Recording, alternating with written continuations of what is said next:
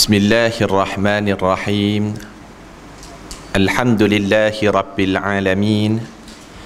Wassalatu wassalamu ala ashrafil anbiya'i wal mursalin wa ala alihi wa ashabihi wa man iqtada bi ta'alimihi wastanna bi sunnatihi ila yaumiddin, amma ba'du. Yang dikasihi lagi dirahmati Allah Subhanahu wa taala Al-Fadil, Ustaz Pengerusi Majlis Merangkap Tuan Imam Masjid Darussalam Kampung Nyo Cabang, ahli jawatan kuasa Masjid Darussalam, para alim ulama, para asatizah, muslimin muslimat, Wise Corporation, adik-adik yang dirahmati lagi dikasihi Allah Subhanahu wa taala sekalian. Alhamdulillah, ana mengatur rasa syukur kita kepada Allah Subhanahu wa taala kerana pada hari yang kedua ana berada di Langkawi ini diberi ruang dan kesempatan untuk bersama di dalam rumah Allah di Masjid Darussalam untuk kita berkongsi sedikit sebanyak ilmu dan tazkirah. Bertujuan kita nak dekatkan diri kita dengan Allah Subhanahu wa taala. Dan anaknya kira-kira kali pertama lah sampai di Masjid Darussalam Kampung Nyo Cabang ni. Boleh kata jauh jugalah perjalanan tadi. Tinggalnya di Kuah tadi dah. Perjalanan lebih kurang mengambil masa setengah jam. Alhamdulillah, Allah Ta'ala beri ruang dan kesempatan pada malam ini. Anak telah diminta dan bersama-sama dengan dikatakan dengan tim dakwah maya ataupun audio kuliah lah kalau kita sebut, telah menyusun satu program yang dinamakan dengan Kembara Ilmu, yang mana Kembara Ilmu ini kita susun selama 10 hari, bermula di Kulim, Kedah, kemudian kita bergerak ke Pulau Pinang dan berakhir program Kembara Ilmu kita selama 10 hari di Langkawi dan akan berakhir pada keesokan paginya insya-Allah, dengan dua tujuan dan objektif yang utama. Yang mana yang pertama, kita audio kuliah sedang buat rakaman secara lengkap satu surah di dalam Al-Quran yang dikenali dengan Suratul Waqi'ah. Suratul Waqi'ah, yang mana Suratul Waqi'ah mengandungi sebanyak 96 ayat. Dan selama 10 hari kita bergerak di utara, bermula Kulim, Pulau Pinang dan berakhir di Langkawi. Kita buat rakaman secara penuh dan lengkap, tadabbur sebanyak 96 ayat daripada Suratul Waqi'ah. Ini yang pertama. Yang kedua, kita juga sedang membuat rakaman untuk kita masukkan ke dalam YouTube, dijadikan sebagai rujukan pada masa-masa akan datang, iaitu satu kitab yang boleh jadi ada ana letak di depan ni, tuan-tuan yang nak boleh ambil. Kita jadikan rujukan pada pengajian kita, kita bukalah, tak ada masalah. Kalau nak beli harganya RM25, tidak ada paksaan pun untuk kita beli, tetapi ambillah, berada di depan ni, kita jadikan rujukan sepanjang pengajian kita pada malam ini insya-Allah. Ana diberi amanah untuk ana khatamkan kitab Mukhtasar Sya'bul Iman, iaitu ringkasan kepada cabang iman, yang mana kitab ini mengandungi sebanyak 77 cabang kesempurnaan iman. 77 cabang kesempurnaan iman, yang mana kita sudah baca pada cabang yang pertama pada awal dulu di Kulim dan berakhir pada keesokan harinya di Masjid Sungai Itau. insya-Allah kita akan khatamkan kitab kita ini insya-Allah. Dan pada malam ini kita menyambung daripada cabang iman yang ke-70 insya-Allah, daripada cabang imannya, iaitu berkenaan dengan cabang iman yang ke-69, iaitu tidak menghebahkan keburukan orang yang melakukan dosa, ataupun dengan kata lain menutup keaiban itu merupakan tanda keimanan insya-Allah. Kita akan baca secara bersekali. Sesi yang pertama lebih kurang 20 minit insya-Allah, kita akan baca tadabbur daripada Suratul Waqi'ah, yang mana kita sudah berada pada ayat yang ke-90 insya-Allah. Kemudian masuk 40 minit ataupun 45 minit seterusnya, kita akan pergi kepada kitab kita yang kedua, 77 cabang iman insya-Allah. Muslimin muslimat yang dikasihi lagi dirahmati Allah Subhanahu wa taala, Suratul Waqi'ah, yang mana kalau tuan-tuan nak buka Al-Quran, boleh buka Suratul Waqi'ah, berada pada muka surat 534, berada pada juzuk yang ke-20 di dalam 27 di dalam Al-Quranul Karim. Yang mana siri pengajian kita sebelum daripada ini, kita sudah berhenti pada pagi tadi, berakhir waktu duha tadi di Masjid Al-Aman, Yoi, Bohor. Kita berhenti tadi pada ayat yang ke-89, dan pada malam ini insya-Allah kita akan mengambil beberapa ayat daripadanya, bermula pada ayat yang ke-90 sehinggalah pada ayat yang ke-92 insya-Allah. Suratul Waqi'ah, sesi yang pertama kita. Allah Subhanahu wa taala berfirman di dalam Suratul Waqi'ah ayat yang ke-90. Wa amma in kana min ashabil yamin. Maksudnya, adapun golongan kanan, kata Allah, ashabil yamin merupakan golongan kanan. Ayat ini Allah Subhanahu wa taala berbicara tentang nikmat, tentang keistimewaan golongan yang mendapat kitab catatan amalan melalui tangan kanan.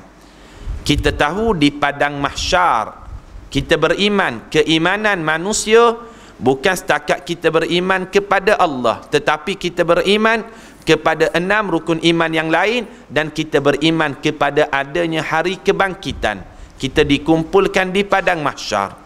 Di padang mahsyar, kata Allah, manusia dibahagikan kepada golongan yang berbeza-beza. Ada golongan manusia yang mendapat package di padang mahsyar, package VVIP. Apa dia? Bangkit mereka di padang mahsyar, mereka tidak dikenakan sebarang hisab, tidak dikenakan sebarang azab, direct mereka akan dimasukkan ke dalam syurga Allah Subhanahu wa taala. Umat Nabi Muhammad, golongan yang mendapat package VVIP di padang mahsyar ini sebanyak 70,000 orang, disebut di dalam hadis yang sahih tentangnya. Dan ada juga di padang mahsyar manusia yang mendapat kitab catatan amalannya melalui sebelah tangan kanan. Ayat yang ke-90, apa kata Allah? Ashabil yamin, orang yang mendapat catatan amalan melalui sebelah tangan kanan. Dan ada juga golongan manusia di padang mahsyar mendapat kitab catatan amalannya melalui sebelah tangan kiri. Siapa ni di dalam Al-Quran disebut? Ashabus shimal, golongan yang mendapat kitab catatan amalan melalui sebelah tangan kiri. Ulama berbicara pada ayat-ayat sebegini, kenapakah di padang mahsyar lagi Allah Ta'ala bezakan antara satu golongan manusia dengan golongan yang lain? Ada yang mendapat golongan dari sudut direct menuju syurga Allah, tak perlu hisap. Ada yang kena hisap dulu. Ada yang dalam keadaan di padang mahsyar ini dia dalam keadaan direct menuju ke neraka Allah. Kenapa ni? Kerana tingkatan keimanan manusia antara setiap orang adalah berbeza. Di padang mahsyar mereka dibezakan. Di saat mereka nak menuju ke syurga Allah, mereka juga dibezakan. Ada yang masuk ke syurga Allah sepantas kilat, ada yang dalam keadaan lambat, ada yang berjalan kaki, ada yang dalam keadaan melalui titian sirat dengan kepalanya. Kenapa dibezakan? Tingkatan iman manusia berbeza-beza. Di dalam syurga sendiri pun Allah Ta'ala jadikan syurga ini ada tingkatan masing-masing. Syurga yang paling tinggi, syurga yang bawah, syurga yang lagi bawah. Kenapa? Keimanan manusia kepada Allah berbeza-beza antara satu orang dengan orang yang lain. Itu menandakan keadilan Allah. Kalaulah Allah Ta'ala tak jadikan di padang mahsyar cara manusia masuk syurga Allah, bahkan di syurga Allah sama sahaja semuanya, bermakna Allah Subhanahu wa Ta'ala ini tidak adil. Maha adilnya Allah, Allah Ta'ala bezakan antara golongan manusia dengan golongan manusia yang lain. Di padang mahsyar cara mereka menuju ke syurga, bahkan di dalam syurga Allah Subhanahu wa Ta'ala sendiri. Kerana apa? Berbeza tingkatan antara orang dengan orang yang lain. Kita ni kan, kita ambil contoh kan, di Masjid Darussalam kita ni, berbeza antara dalam kalangan kita ni. Dari sudut ganjaran pahala ramai-ramai ni, setiap orang Allah Ta'ala ganjari pahala yang berbeza-beza. Bergantung kepada apa? Bergantung kepada keikhlasan dia, bergantung kepada niat dia, bergantung kepada susah payah dia nak datang di Masjid Darussalam ini. Berbeza-beza antara satu dengan yang lain. Kita naikkan tiket flight, ada package ekonomi, betul atau tidak? Ada package VIP, ada package VVIP. Package ekonomi, kalau nak pergi mana, nak pergi Jordan lah kan, harga dia hanya RM800 saja satu hala. Itu package ekonomi tu. Di dunia lagi dibezakan. Kalau nak standard sikit, dia naik package yang dinamakan dengan business class. Business class ni berapa ribu? RM4,000. Sampai ke destinasi sama saja.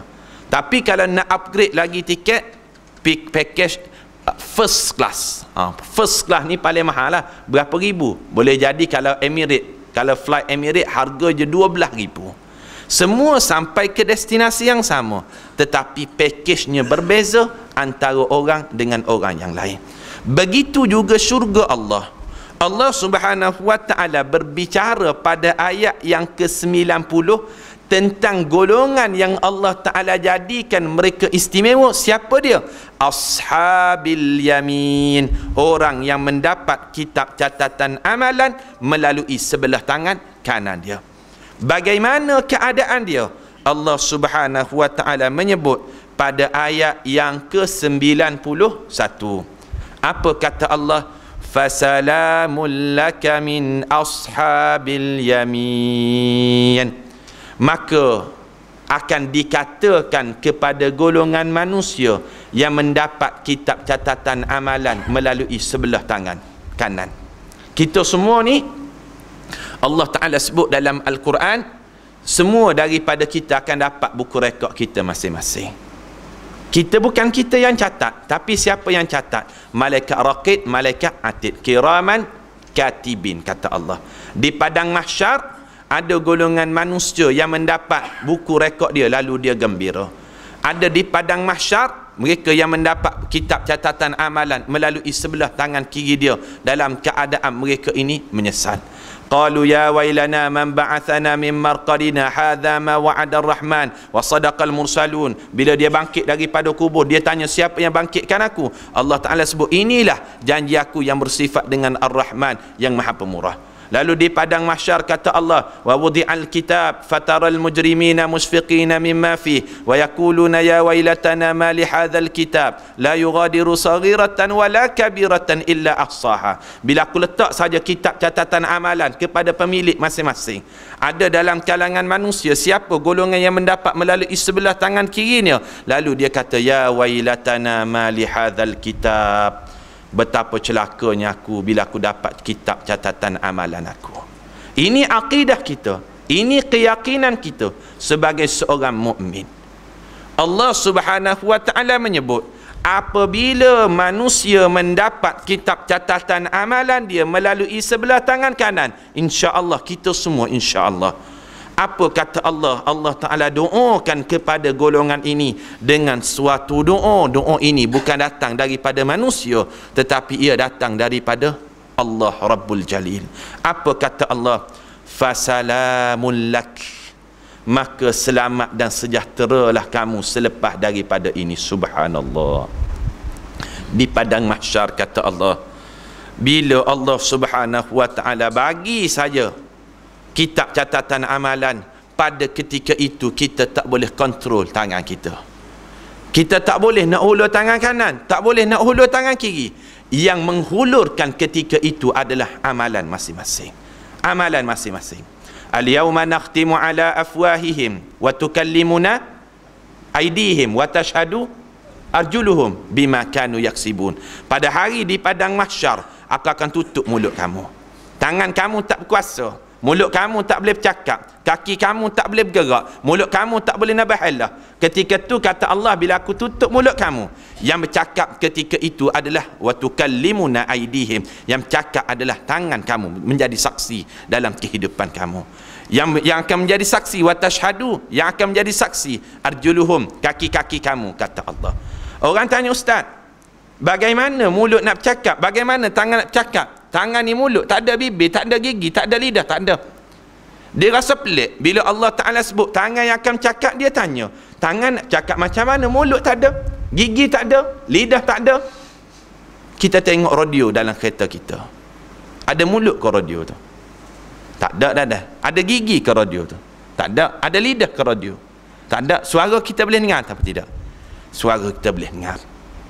Allah Subhanahu wa ta'ala bila sebut, bila mulut kamu aku patri, tangan kamu yang menjadi saksi, kaki kamu yang akan berhujjah, bila manusia secara amalannya menerima melalui sebelah tangan kanan, Allah Ta'ala akan doa terus kepada dia. Apa dia? Ayat 91, fasalam, selamat dah kamu, selamat dah kamu. Kamu jangan bimbang, kamu jangan bimbang. Kenapa? Kamu akan diberi syafaat oleh Nabi Muhammad selepas daripada ini. Kamu terdiri dalam kalangan yang didoakan oleh Nabi sallallahu alaihi wasallam, salim salim ya Rab, ya Allah, selamatkanlah, selamatkanlah ya Allah, aku kenal dia umat aku. Subhanallah.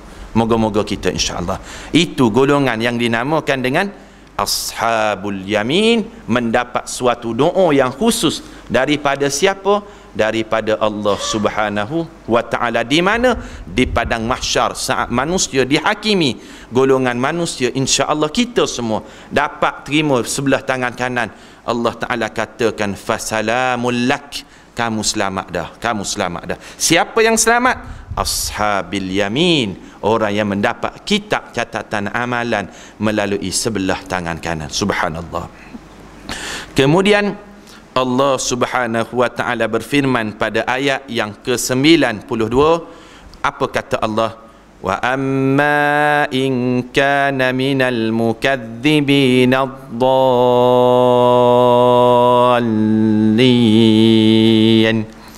Para hadirin sekalian, suratul Waqiah, satu tips bila kita tadabburnya, bacakanlah dengan perlahan-lahan, baca dengan perlahan-lahan, lalu ia akan menusuk ke dalam jantung hati manusia secara terus. Allah Ta'ala cerita satu surah yang boleh mengubah sikap akhlak peribadi manusia bila manusia tadabburnya. Antara surah Al-Waqiah, siapa yang sebut? Rasulullah sebut.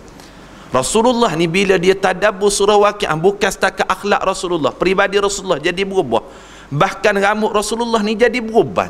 Allahu Akbar.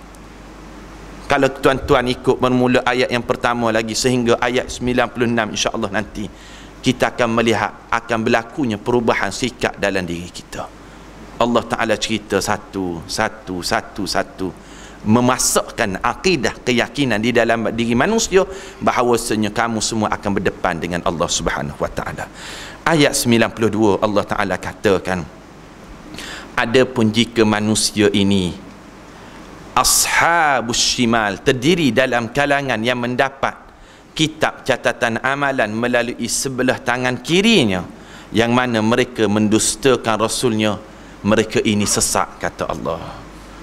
Fanuzulum min hamimin, dan mereka di padang mahsyar bila dapat catatan amalan sebelah tangan kiri, fanuzulum min hamin, hidangan yang disediakan baginya, masuk sahaja mereka ke dalam neraka Allah, disediakan daripada air yang sangat panas, air yang sangat panas.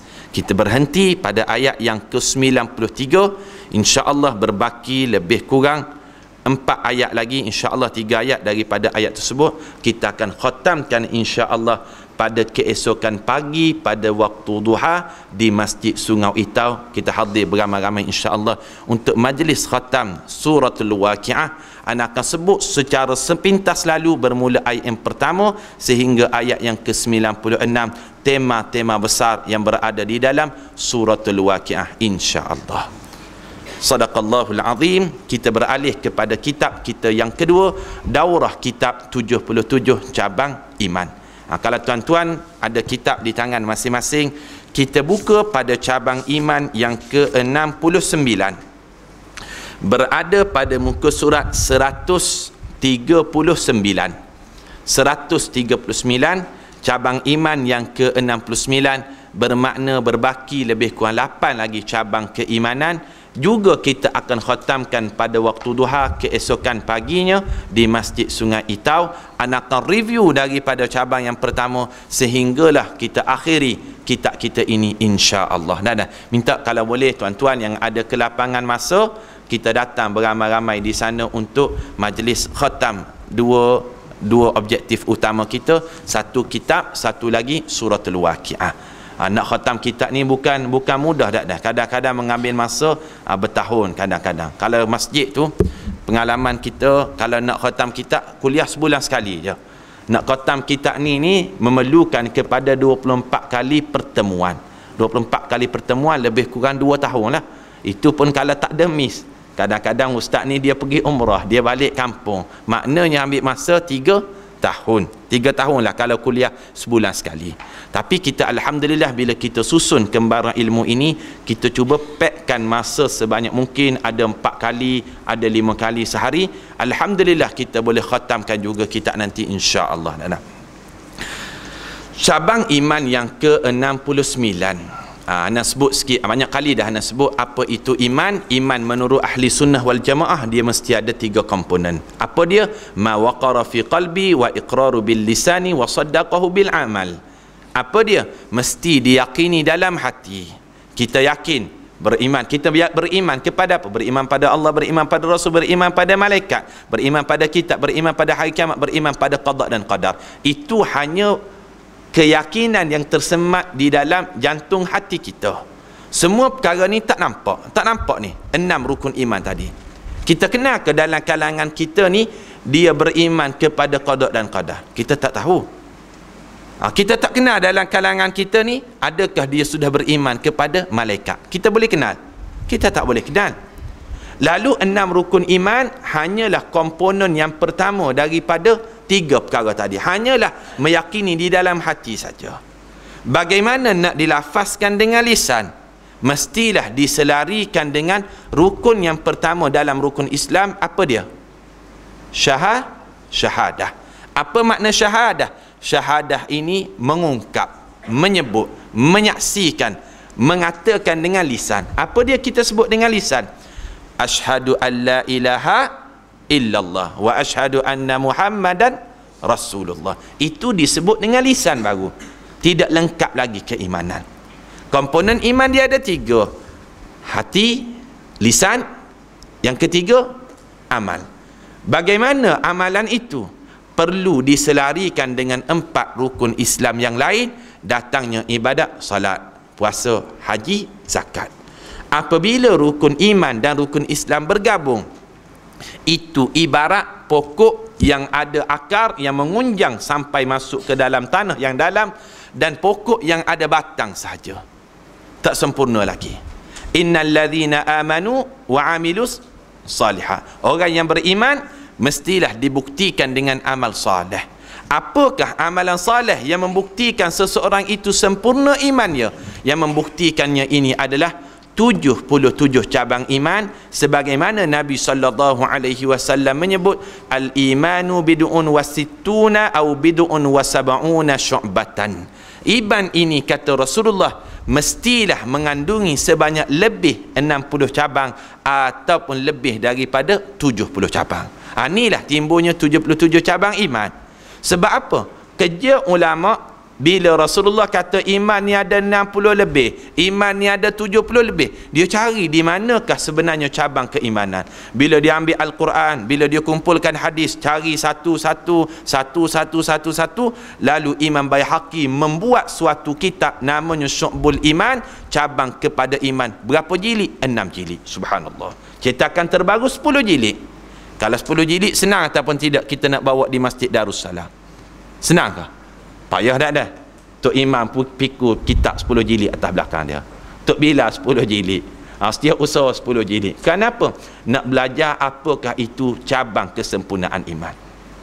Lalu bila 10 jilid ni sangat susahlah. Menyebabkan datang ulama yang bernama Imam Al-Qazwini. Kalau kita tengok di kitab kita ni ada nama Imam Al-Qazwini, Asy-Syafi'i, bermazhab Syafi'i. Bila anak murid dia bertemu dengan Imam Qazwini, tanya soalan yang sama. Imam, kamu ni orang alim, kamu ni orang yang boleh ilmu kamu ni sangat-sangat banyak, cuba kamu buat ringkasan kepada kami daripada kitab Syu'bul Iman Imam Baihaqi yang 10 jilid tu. Lalu apa kata Imam Al-Qazwini? Dia menyahut seruan tersebut, dia ambil kitab Imam Baihaqi letak di depan dia, lalu dia buat ringkasan sehinggalah hasilnya dapat kitab Arab yang nipis saja dinamakan dengan Mukhtasar Syu'bul Iman, ringkasan kepada cabang iman. Dalam bahasa apa tu? Bahasa Melayu atau bahasa Arab? Bahasa Arab lagi. Bahasa Arab senang ataupun tidak kita nak belajar. Boleh jadi di Masjid Darussalam ni orang kita pandai bahasa Arab, tak menjadi masalah dah. Kalau masjid kampung Ana tu susah sikit dah. Kita ni insya-Allah bahasa perantara yang kedua adalah bahasa Arab kita di Masjid Darussalam, betul ke? Insya-Allah dah. Kalau masjid kampung Ana di Masjid Kok Keli Tumpak Kelantan dah. Bahasa Arab dia surrender awal-awal lagi. Lalu menyebabkan datangnya pihak Ikon Syabab, dia buat terjemah, dia buat satu tim penterjemah, dia terjemahkan kitab Imam Qazwini, dia jadikan ringkasan itu ke dalam bahasa Melayu sehinggalah ada di tangan kita pada malam ini dah. Kerja kita ni apa? Kerja kita ambil kitab, tulis saja. Nak harap kita terjemah, boleh jadi kita tak sempat masa kita dah. Kita ni sibuk. Lagi-lagi orang Langkawi setiap tahun dah ada 2 tahun sekali ke ada 5 dia ni. Tak adalah dia nak terjemah kitab ni. Lalu kita ni dah ada kitab, kita ambil kitab, kita tulis saja apa yang sudah diberi kemudahan oleh para alim ulama tentangnya, insya-Allah. Kita buka itu sebagai muqaddimah dan nak sebut sebagai apa? Sebagai satu gambaran awal agar kita tidak terumbang-ambing ataupun tercari-cari tentang bagaimana terhasilnya kitab ini, insya-Allah. Cabang iman yang ke-69. Kalau di papan kita tu dia tulis macam mana? Menutup aib tanda keimanan. Tidak menghebahkan keburukan orang yang melakukan dosa. Kita catat satu perkara. Antara perkara yang menjadikan Islam agama yang begitu istimewa, antara perkara yang menjadikan Islam agama yang begitu istimewa, apabila Islam tidak pernah mensyaratkan mana-mana manusia yang ingin bertaubat kepada Allah, dia mestilah mendedahkan keaiban dirinya. Tak perlu sama sekali. Bila kita sudah bertaubat ataupun nak bertaubat kepada Allah, istimewanya Islam mengajar keaiban ini jangan sesekali didedahkan kepada sesiapa sekalipun. Tak perlu kita jumpa Tok Imam bagi tahu, Imam saya nak bertaubat pada Allah, saya ni pernah buat dosa sekian. Perlu ataupun tidak dalam agama? Tak perlu. Tak perlu kita bertemu dengan mufti bagi tahu saya ni nak bertaubat pada Allah. Pihak wahai mufti, boleh tak kamu ni tunjuk kepada saya suatu arahan ataupun suatu bentuk Allah Ta'ala ni sudah terima dosa-dosa saya, ampunkan dosa-dosa saya. Tak perlu. Hubungan manusia dengan Allah di dalam Islam tak ada perantaraan, tanpa batas, tanpa sempadan, di mana-mana sekalipun, bila-bila masa apabila kita berhajat ingin berhubungan dengan Allah, hubungan ini tidak memerlukan perantaraan mana-mana pihak. Indahnya Islam ni bukan setakat mengajar kepada kita larang dedah aib orang, tajuk kita, tapi Islam larang dedah aib sendiri pun Islam tak bagi. Allahu Akbar. Apatah lagi nak dedah aib orang, lagi Islam tak bagi. Nak dedah aib kita, Islam tak bagi. Rasulullah sebut dalam hadis, kita catat hadis riwayat Abu Daud, kata Nabi sallallahu alaihi wasallam berkenaan dengan cabang iman yang ke-69. Apa kata Rasulullah? Man satara musliman satarahu Allahu fid dunya wal akhirah. Sesiapa man satara musliman satarahu Allahu fid dunya wal akhirah. Sesiapa yang menutup keaiban orang muslim yang lain, nescaya Allah akan menutup keaiban dirinya di dunia dan hari akhirat. Maknanya apa? Untuk kita buka aib orang, Islam larang. Apatah untuk kita membuka keaiban diri sendiri kita di hadapan manusia yang lain. Kadang-kadang orang berbangga dengan dosa silam dia, betul ataupun tidak? Dia jumpa orang, dia kata macam mana? Tu saya kerja lama saya tu, dia sebut dah. Saya tu benda tu saya buat, selalu saya buat tu. Saya ni pernah terlibat ni dengan benda ni. Dia cuba menghebohkan keaiban dirinya, sedangkan Allah Ta'ala sedang menutup keaiban tersebut. Imam Ahmad bin Hanbal. Siapa Imam Ahmad bin Hanbal? Kita sandarkan padanya dengan mazhab Hanbali. Ni cerita tentang keaiban. Imam Ahmad bin Hanbal yang mana meninggal dunia pada tahun 241 Hijrah, dikebumikan di Baghdad, Iraq. Satu hari, kawan Imam Ahmad ni datang bertemu dengan Imam Ahmad. Dia puji macam mana? Wahai Imam Ahmad, kamu ni orang alim. Wahai Imam Ahmad, kamu ni orang hebat. Wahai Imam Ahmad, dia puji Imam Ahmad dengan pujian yang melambung. Akhirnya Imam Ahmad bin Hanbal rahimahullahu ta'ala, dia berasa tak selesa dengan pujian tersebut. Dia tegur kawan dia, kawan, kalaulah kamu tahu tentang keaiban yang Allah Ta'ala sembunyikan daripada pengetahuan kamu, bukan sahaja kamu ni tak puji aku, tapi kamu akan ambil pasir, kamu lempar muka aku. Imam Ahmad sebut, subhanallah. Itu Imam Ahmad. Imam Ahmad sebut, kalau kamu tahulah aib aku ni yang Allah Ta'ala tutup daripada pandangan mata kamu, bukan setakat kamu takkan puji sebenarnya, kamu akan ambil pasir, kamu akan lempar muka aku dengan pasir tersebut. Sekarang ni juga kata Imam Ahmad. Itu siapa Imam Ahmad? Apa maknanya? Maknanya setiap daripada kita ada keaiban masing-masing, tapi Allah Ta'ala tutup keaiban tersebut. Ini istimewanya Islam. Istimewanya Islam, Allah Ta'ala tutup aib kita. Pada zaman Sayyidina Umar, bila Umar jadi khalifah, Rasulullah wafat, digantikan dengan Abu Bakar. Tahun 13 Hijrah Abu Bakar wafat, digantikan dengan Sayyidina Umar. Umar melantik seorang panglima tentera. Panglima tentera ni pada waktu rehat, waktu lapang beginilah, dia kumpulkan tentera-tentera dia ramai berada di hadapan dia. Lalu panglima tentera ni dia tanya kepada setiap tentera dia satu soalan. Apa dia soalan tersebut? Kamu pernah terlibat tak dengan dosa ni? Dia tanya aib orang.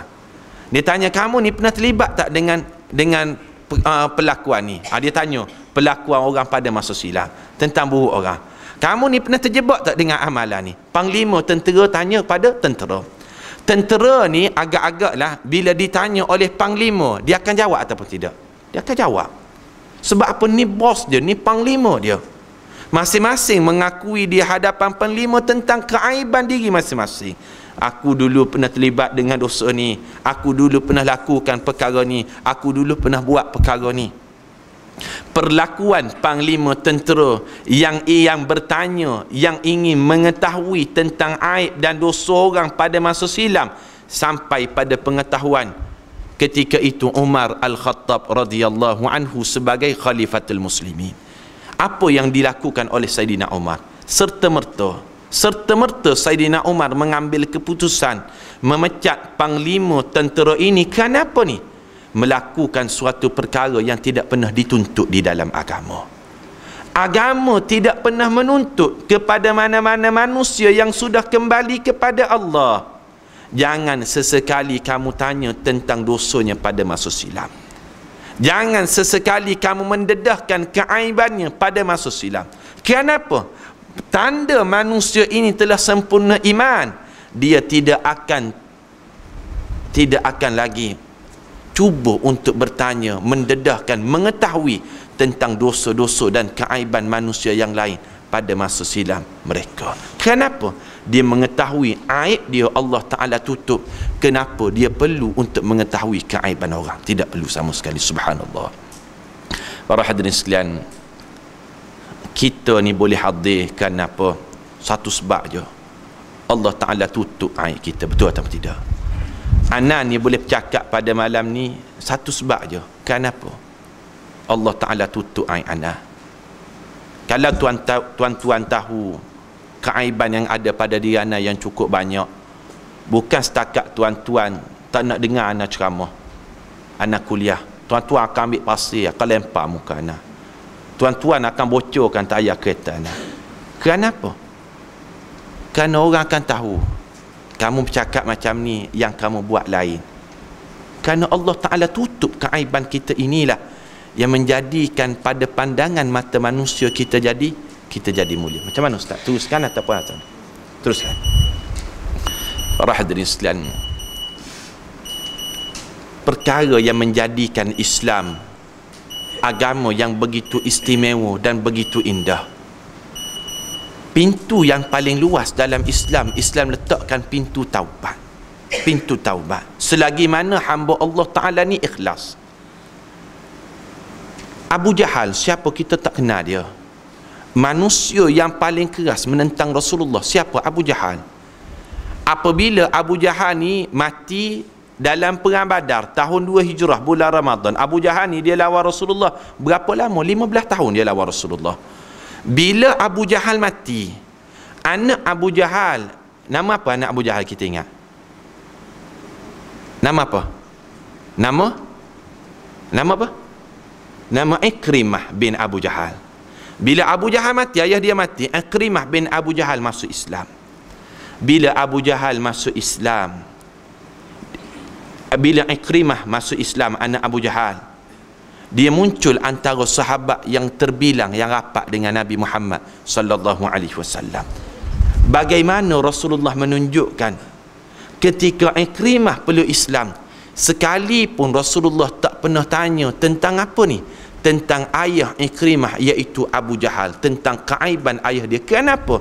Dasar di dalam agama, bila manusia sudah kembali kepada Allah, Islam tak akan tanya lagi kamu ni anak siapa, siapa keturunan kamu. Dasar yang paling tinggi dalam Islam, pintu taubat dibuka seluas-luasnya. Allahu Akbar. Ini cabang iman yang kita belajar. Kalau kita tengok lagi kan di dalam sirah, ana ambil satu contoh lagi. Abu Sufyan. Abu Sufyan ni dia lawan Rasulullah berapa tahun? Tidak lama. Dalam 21 tahun je dia lawan Rasulullah. Tak lama pun, 21 tahun je dia lawan Rasulullah.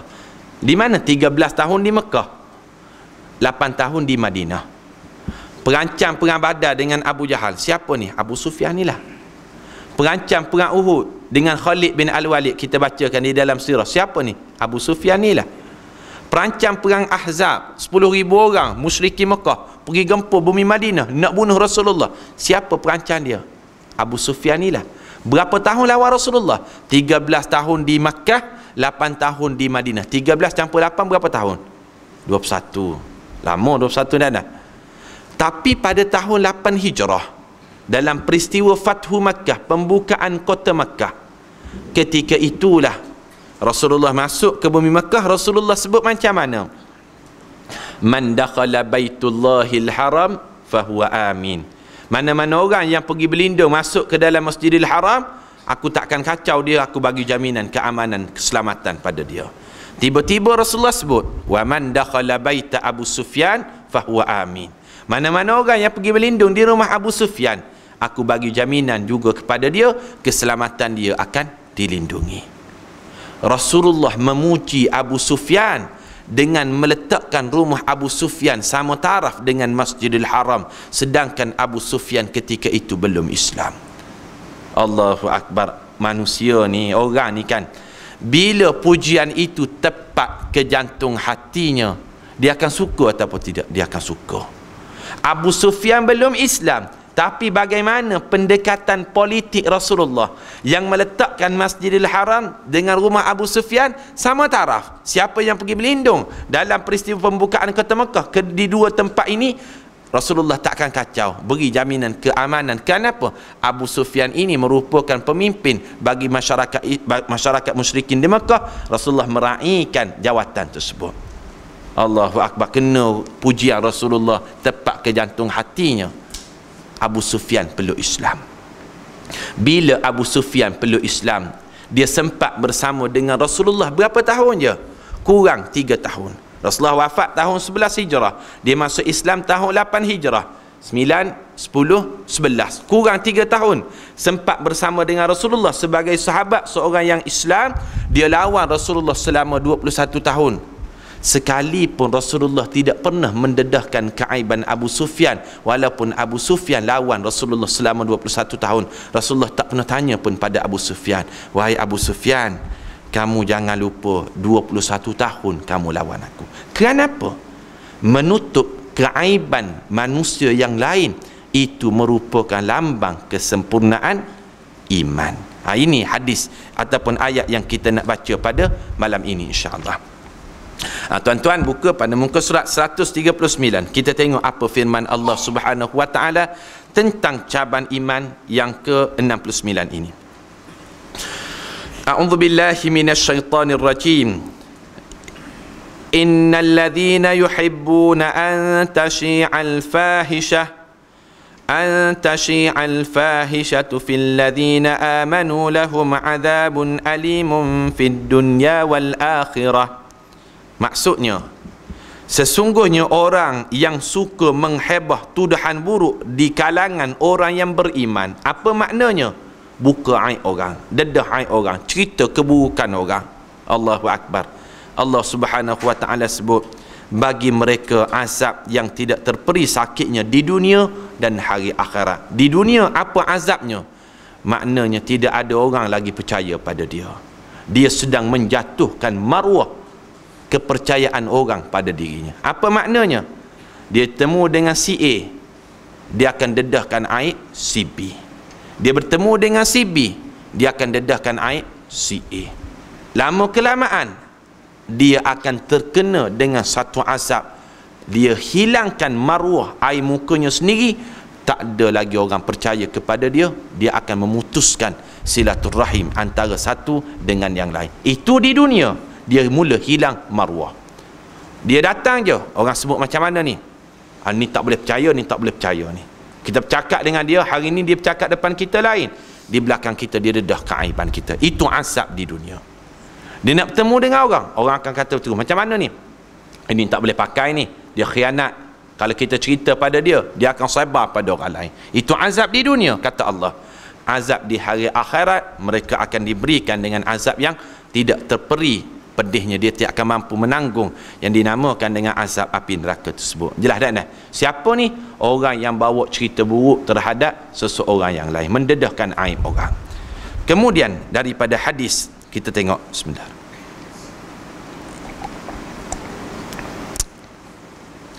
Hadis Salim. Salim ni siapa? Cucu Saidina Umar. Kita catat sikit.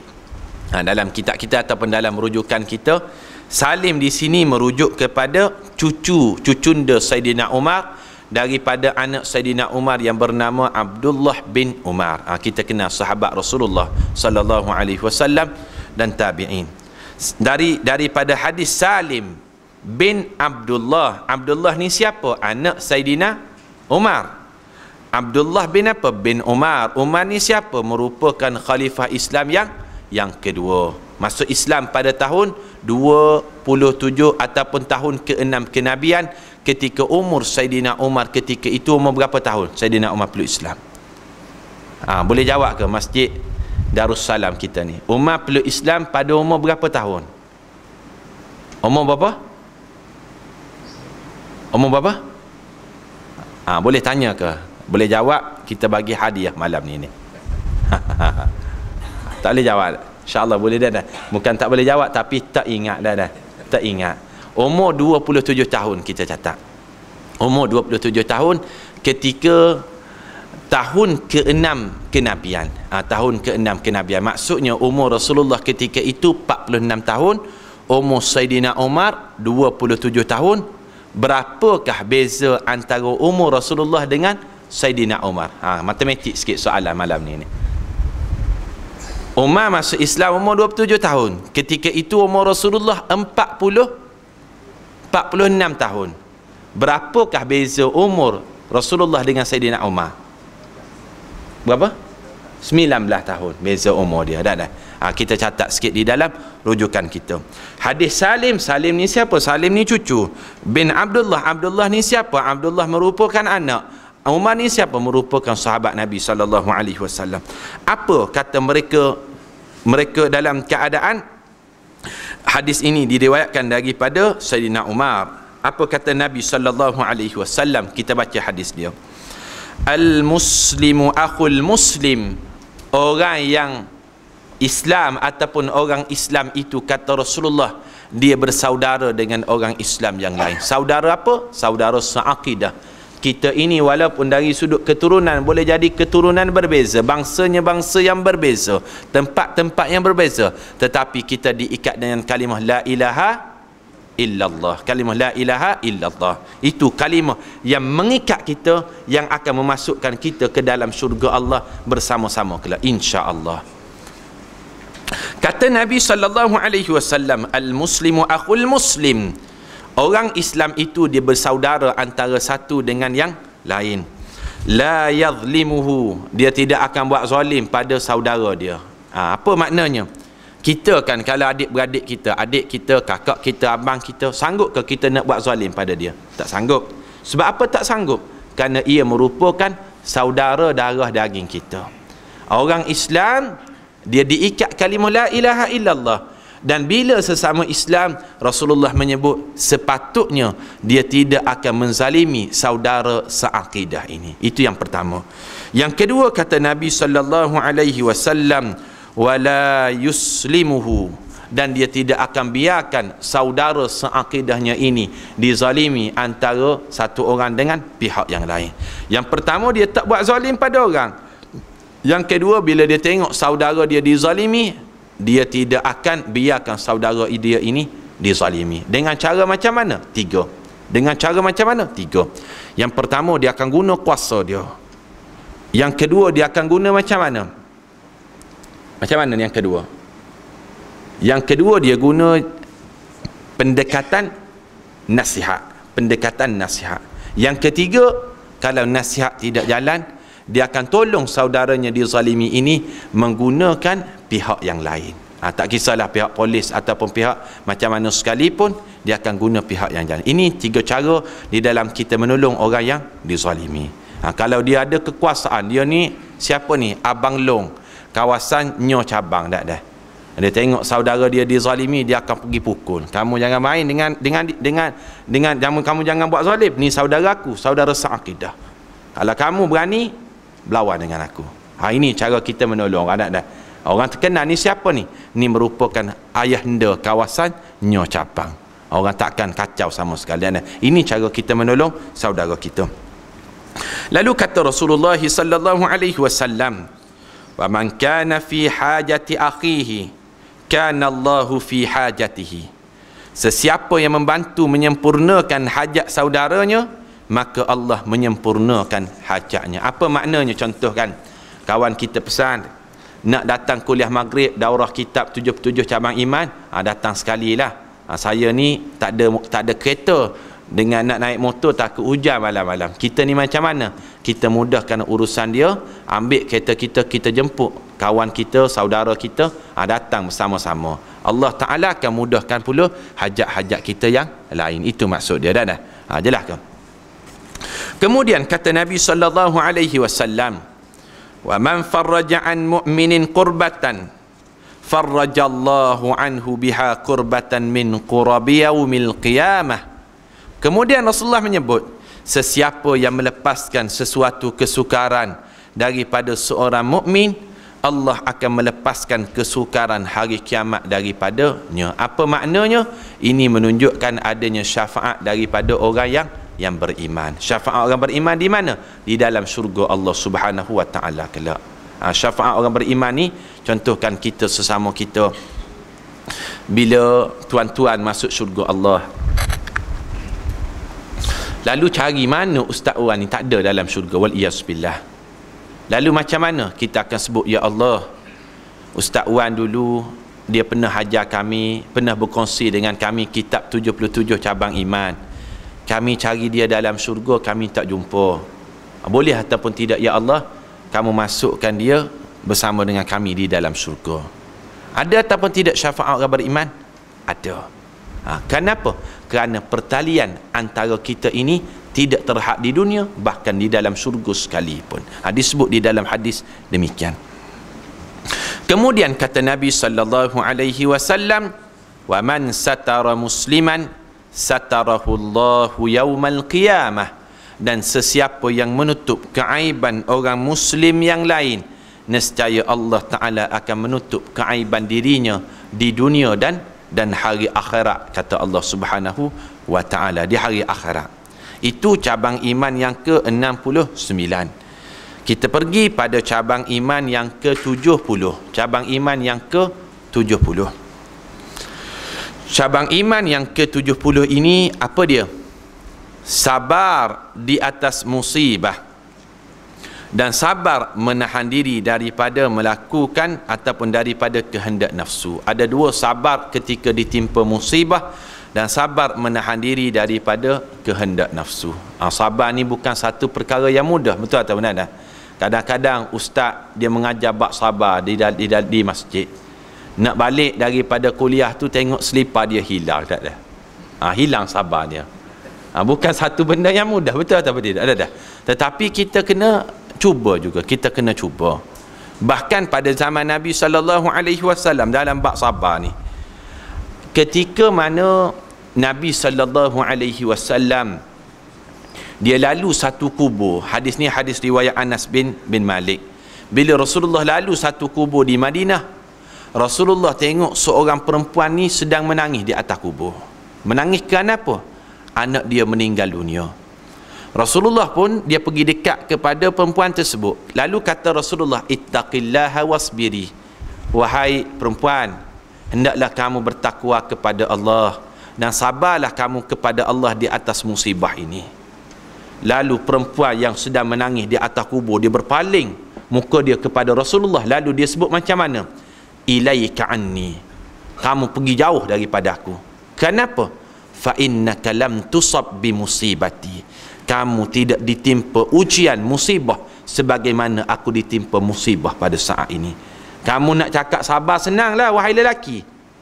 Kamu ni tak kematian anak aku ni, anak aku mati duduk dalam liang lahat dah pada saat ni. Tak payah nasihat, sabarlah pada dia aku. Perempuan ni sebut begitu pada Rasulullah.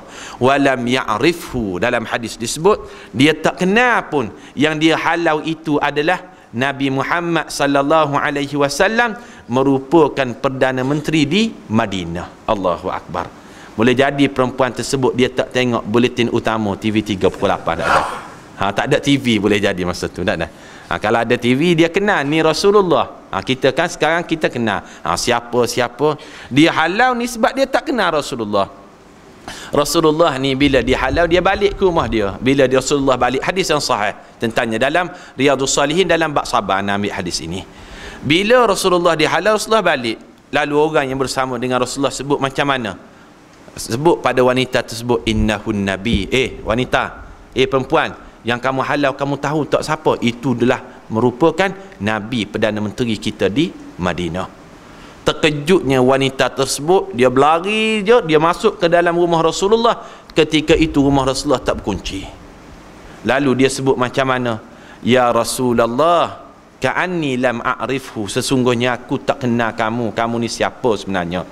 Rasulullah pun bila dia tak kenal, Rasulullah tak marah apa-apa. Tak adalah kata kena ISA ke tak kena apa-apa hukuman lah. Tapi Rasulullah pesan pada wanita tersebut dengan satu perkara. Apa dia kata Rasulullah? Innamas sabru indas sadamatil ula, sesungguhnya ganjaran di atas kesabaran ini iaitu saat kali pertama kamu ditimpa musibah.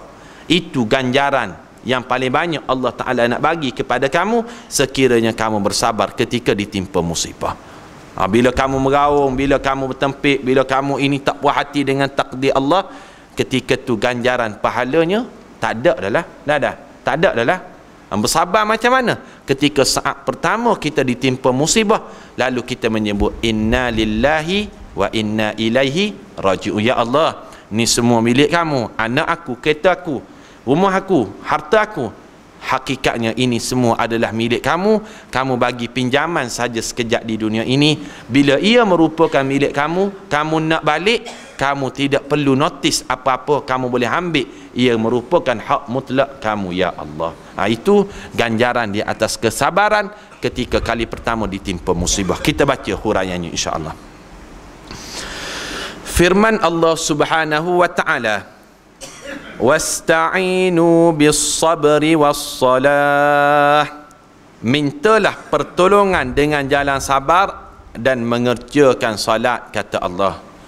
Wa innaha lakabiratun illa 'alal khashi'in, Sesungguhnya salat itu amatlah berat kecuali orang yang khusyuk sahaja. Subhanallah. Allah Ta'ala di dalam ayat ini memberi suatu jalan keluar sebenarnya. Jalan keluar. Apabila kamu ditimpa sesuatu masalah, salat. Apabila kamu merasakan perkara itu mustahil kamu dapat, macam mana? Salat. Salat, ia bukan setakat boleh menggerakkan perkara yang kecil, tetapi salat ia boleh menggerakkan perkara yang besar sekalipun. Zaman Nabi SAW berlaku kemarau yang panjang. Apa yang Rasulullah buat? Salat sunat. Salat sunat istisqa. Kalaulah kemarau itu yang berpanjangan, bertahun-tahun, berbulan-bulan lamanya, akhirnya ia berakhir menurunkan titisan hujan dengan salat, apatah perkara-perkara masalah yang lain.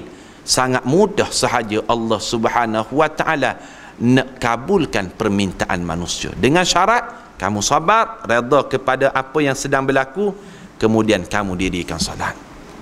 Tidak ada mustahil langsung untuk Allah Subhanahu wa Ta'ala kabulkan apa yang kamu hajati dalam kehidupan kamu. Innama amruhu idza arada syai'an an yaqula lahu kun fayakun, kata Allah. Apabila aku berkehendak kepada sesuatu, aku hanya menyebut jadilah, maka ia pun akan terjadi. Yang Allah Subhanahu wa Ta'ala nak melihat daripada hamba-Nya, hamba ini kembali kepada Allah, memohon pertolongan kepada Allah, mengadu kepada Allah, bergantung sepenuhnya kepada Allah Subhanahu wa Ta'ala. Wasta'inu bis sabri was salah, kata Allah. Kemudian firman Allah Subhanahu wa Ta'ala yang kedua di dalam bab cabang iman yang ke-70, wa basyiris sabirin, berilah khabar gembira kepada orang yang sabar. Apa dia khabar gembira kepada orang yang sabar? Allah Subhanahu wa Ta'ala menyebut alladzina idza asabathum musibah, iaitu apabila mereka telah ditimpa musibah dalam kehidupan dunia dia. Musibah macam mana? Orang tanya bila nak berkahwin. Musibah dari sudut payahnya nak dapat jodoh. Musibah dari sudut mana? Apabila berkahwin, orang tanya bila nak dapat zuriat. Musibah dari sudut sukanya nak dapat zuriat. Musibah daripada mana? Musibah sukanya nak dapat rezeki. Lalu seseorang itu, kata Allah Subhanahu wa Ta'ala, bila dia sabar, sebutlah inna lillahi wa inna ilaihi raji'un, kata Allah. Kerana apa?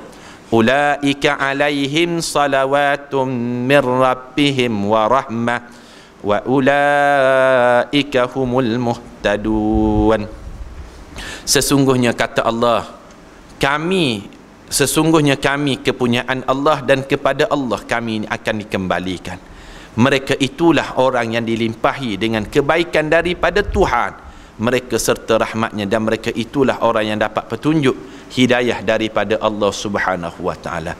Sukarkah Allah Ta'ala memberi jalan kepada orang yang menderita kesakitan? Tidak, kerana Nabi Ayub alaihissalam ditimpakan ujian kesakitan, anaknya meninggal dunia seramai 12 orang. Apabila dia bersabar di atas ujian tersebut, dia mengingati nikmat-nikmat yang Allah Ta'ala berikan kepadanya.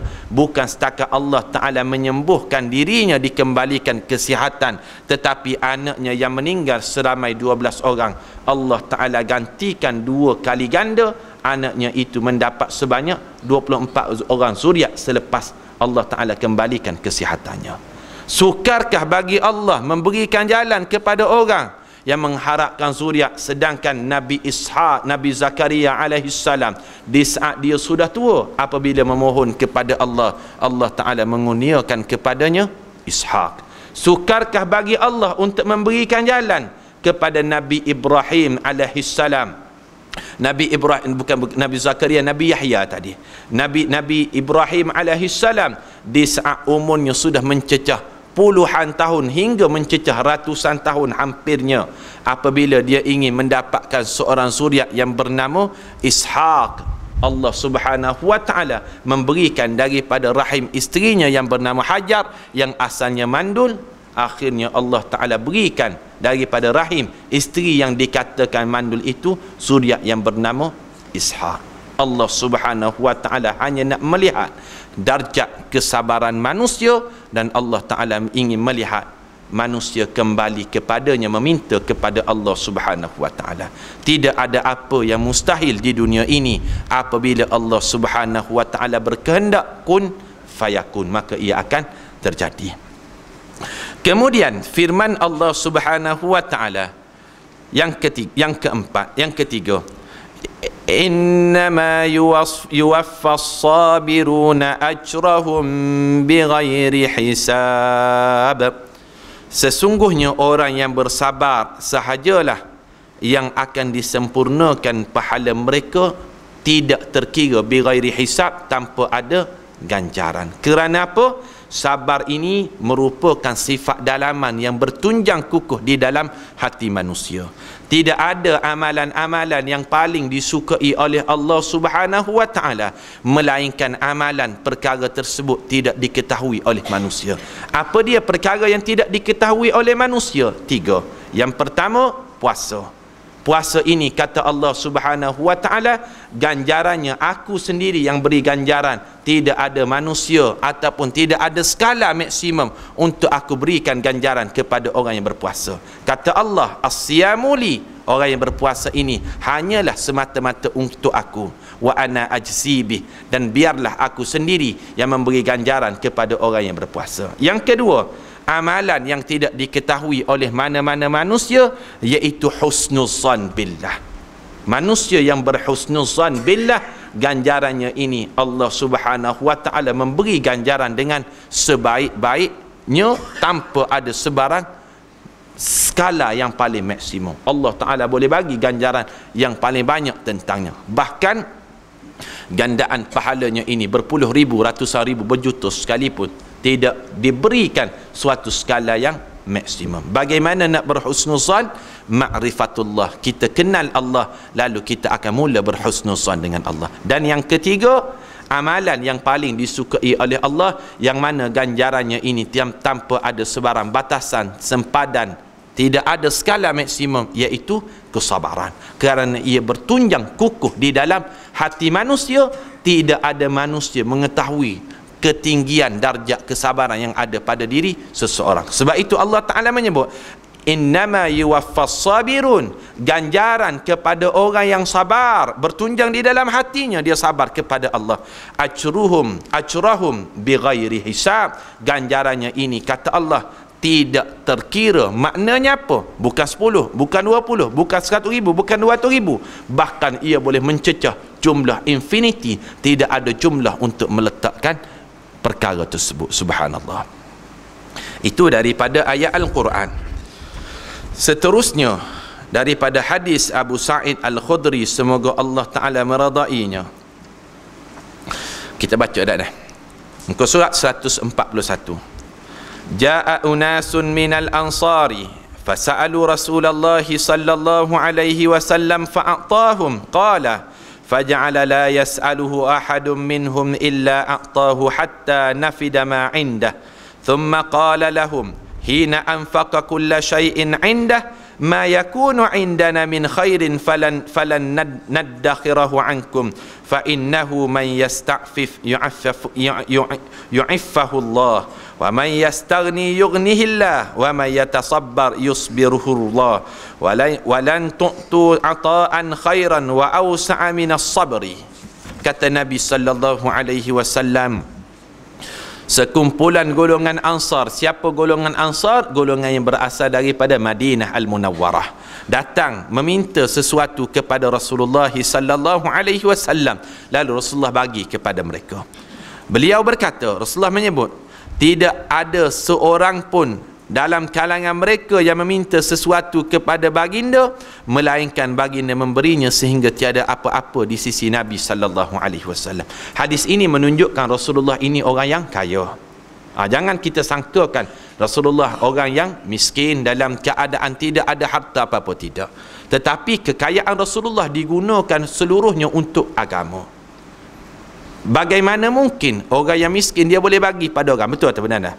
Rasulullah berkorban pada haji yang terakhir sebanyak 100 ekor unta. Rasulullah berkorban. Allahu Akbar. 100 ekor unta ni jarang-jarang orang boleh berkorban 100 ekor unta. Sebab apa Rasulullah kaya? Antaranya diperuntukkan di dalam setiap kali berlakunya harta rampasan perang, Rasulullah mendapat 1/5 daripadanya. Wa'lamu annama ghanimtum min syai'in fa anna lillahi khumusah. Ketahuilah apabila annama ghanimtum, sesungguhnya ada harta rampasan perang itu, kata Allah, fa anna lillahi khumusahu, 1/5 daripadanya diperuntukkan kepada Allah, iaitu agama Islam dan kepada Nabi Muhammad sallallahu alaihi wasallam. Orang yang kaya, tetapi kekayaan Rasulullah diberi semuanya kepada agama ini, sehingga kan di saat kewafatan Rasulullah, Aisyah menceritakan Rasulullah meninggal dengan 2 keadaan. Yang pertama, kainnya ini sudah ditampal-tampal. Yang kedua, dalam keadaan pakaian kainnya ini pakaian kain yang kasar, bukan daripada yang mahal. Itu Aisyah menceritakan di dalam hadis yang kita baca sebelum daripada ini. Kemudian baginda bersabda kepada mereka setelah menginfakkan semua yang ada pada baginda tadi, apa jua kebaikan yang ada pada kami, kami tidak akan menyimpannya daripada kamu. Kamu nak apa lagi? Minta dengan kami, kami akan bagi. Subhanallah. Ini sikap Rasulullah. Sesiapa yang menjaga maruah dengan tidak meminta-minta, nescaya Allah akan menjaga maruahnya. Apa maknanya? Al-yadul ulia khairun minal yadis sufla. Tangan yang memberi lebih baik daripada tangan yang menerima. Rasulullah sebut begitu. Daripada meminta-minta, kadang-kadang ia akan boleh menjatuhkan maruah kamu. Walaupun orang bagi, tetapi dari sudut maruahnya, kata Rasulullah, ia boleh menjatuhkan maruah seorang manusia. Nescaya Allah akan menjaga maruahnya. Sesiapa yang tidak bergantung harap kepada manusia, nescaya Allah akan menjadikannya tinggi harga diri. Sesiapa yang berusaha untuk bersabar, nescaya Allah mengurniakannya sabar. Kamu tidak diberi suatu pemberian yang lebih baik dan besar berbanding dengan sabar. Sabar itu tanpa hisab, bighairi hisab, ganjarannya tidak terhitung banyaknya. Kita ambil satu lagi hadis daripada Abdullah bin Mas'ud. Abdullah bin Mas'ud ini merupakan sahabat Nabi sallallahu alaihi wasallam yang usianya lebih tua sedikit berbanding dengan 4 orang Abdullah yang lain. 4 orang Abdullah yang lain, siapa 4 orang Abdullah yang lain? Abdullah bin Umar, Abdullah bin Abbas, Abdullah bin Amr bin As, Abdullah bin Zubair. 4 orang ni umurnya hampir sama. Abdullah bin Mas'ud dia tua sikit. Kita baca hadis tentangnya.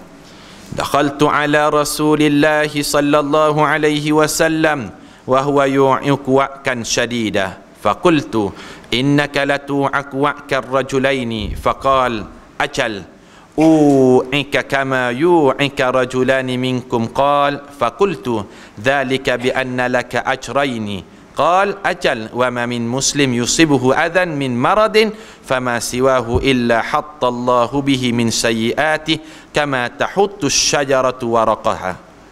Kami masuknya. Kami, siapa kami ni? Abdullah bin Mas'ud dan para sahabat yang ramai.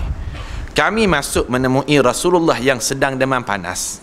Aku berkata, sesungguhnya kamu sedang ditimpa demam 2 orang lelaki. Baginda bersabda, ya, aku ditimpa demam 2 orang lelaki dalam kalangan kamu. Beliau menyambung, aku berkata lagi, ia berlaku kerana bagimu 2 pahala.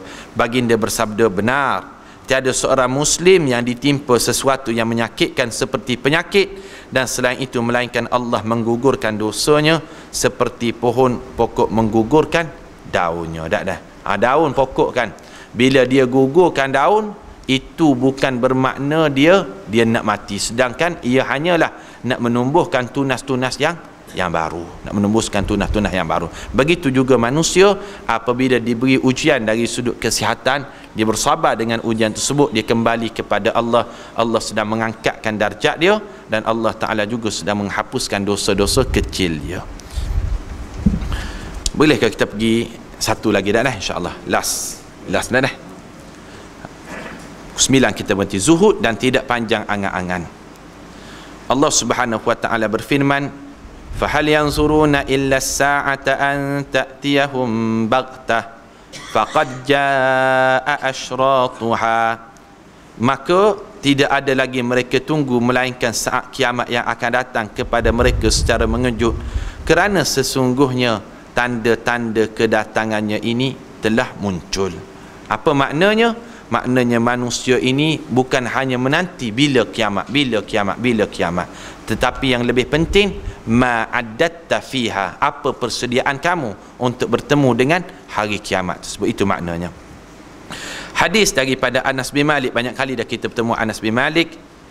Kata Nabi sallallahu alaihi wasallam, bu'ithtu ana was-sa'atu kahataini wa asyara bi usbu'aihi as-sababati wal wusta. Kata Nabi sallallahu alaihi wasallam, aku dibangkitkan dan hari kiamat tempoh antara kedua-duanya ini adalah seperti dua jari ini. Rasulullah tunjuk isyarat menggunakan jari telunjuk dia dan jari tengah. Inilah jarak antara Nabi sallallahu alaihi wasallam dibangkitkan dengan saat berlakunya hari kiamat. Apa tandanya? Bila lahirnya Rasulullah Khatimul Anbiya, Rasul akhir zaman, menandakan saat berlakunya kiamat ini semakin dekat selepas daripada itu, insya-Allah. Ambil satu hadis lagi. Ni'matani maghbubun fihima kathirun minan nas, as-sihhatu wal faghar. Dua nikmat yang ramai manusia tertipu ialah kesihatan dan masa lapangnya. Hadis yang terakhir kita baca di bawah tu, muka surat 144. Hadis Abu Sa'id Al-Khudri, hadis yang sahih dalam riwayat Imam Muslim. Inna dunya hulwatun khadiratun wa inna Allaha mustakhlifukum fiha fanadhara kaifa ta'malun fattaqud dunya wattaqun nisa fa inna awwala fitnati Israel kanat fin nisa. Sesungguhnya dunia itu lazat dan menarik, memang sedap. Sedangkan Allah menjadikan kamu sebagai khalifah di situ, lalu melihat bagaimana kamu beramal. Apa makna khalifah? Khalifah ini maknanya khirasatud din wa siyasatud dunyabih. Kita catat, tugas khalifah kita ini ada dua. Apa dia? Khirasatud din, menjaga agama. Apa dia menjaga agama? Antaranya adalah 5 rukun iman tu tadi. Yang kedua, wasiyasatud dunyabih. Khalifah tugasnya yang kedua adalah mentadbir dunia ini dengan perintah agama. Itu makna khalifah, tugas khalifah. Lalu kata Nabi sallallahu alaihi wasallam, bertakwalah terhadap dunia dan perempuan, kerana ujian pertama ke atas Bani Israel adalah perempuan. Alhamdulillah, tepat kita berada pada pukul 9. Kita berhenti pada cabang iman yang ke-71. InsyaAllah kita akan baca kitab kita seterusnya pada pagi esok di Surau Nurul Ain Bayas, bermula pada cabang iman yang ke-72, dan kita akan khatamkan kitab kita ini insya-Allah di Masjid Sungai Itau pada waktu duha nanti. Insya-Allah anda akan baca secara sepintas lalu semuanya, dan insya-Allah kita akan mendapat manfaat daripada kitab ini. Semoga-moga kita ucapkan terima kasih kepada Imam Al-Qaswini Asy-Syafi'i rahimahullahu taala kerana menulis kitab yang memudahkan kita mempelajarinya sehingga tamat nanti insya-Allah Mukhtasar Sya'bul Iman. Anda jemputlah pada para hadirin sekalian yang berkelapangan esok di Masjid Surau Nurul Ain Bayas. Sebelum itu, selepas itu di Masjid Sungai Itau, di Masjid Sungai Itau insya-Allah. Dan tuan-tuan yang nak dapatkan kitab boleh dapatkan di depan ni dengan harga RM25. Yang tidak ada paksaan, yang guna tadi kita kalau boleh kita letak balik di rehal yang disediakan untuk kita kutip kembali insya-Allah kegunaan sahabat-sahabat kita pada keesokan harinya insya-Allah. Aqulu qauli hadza wa astaghfirullahal azim li wa lakum. Assalamualaikum warahmatullahi wabarakatuh.